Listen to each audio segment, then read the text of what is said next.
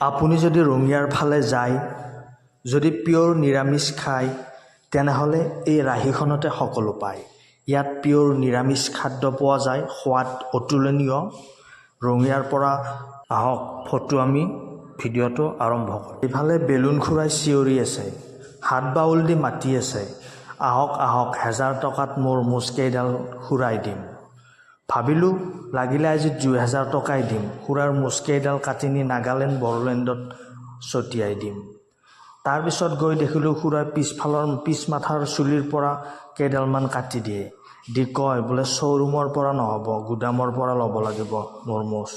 সোমায়ে ডাইনিং হলটো, মোৰ আকৌ ইয়াত মিউজিক চেয়াৰ খেলিবহে মন গৈছে। আমি অৰ্ডাৰ কৰিলোঁ নান আৰু মিক্স ভেজ।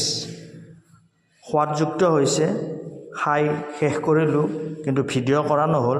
এবাৰ বোলে এজন মানুহে খাই থাকোঁতে ভিডিঅ' কৰোঁতে তেওঁৰ মাথা ফাটিছিল, সেই ভয়তে কৰা নহ'ল।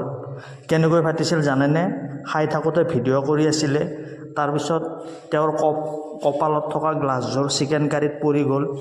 গ্লাছযোৰ ধুবলৈ যেতিয়া বেচিনৰ ওচৰত গ'ল, বেচিনৰ ওচৰত পানী আছিলে, পানীত পিছল খাই পৰি তেওঁৰ মাথা ফাটিছিল। মই আৰু সেই ভয় লাগে কাৰণে এতিয়া যাওঁ, বাই। ভিডিঅ' আৰু নাই।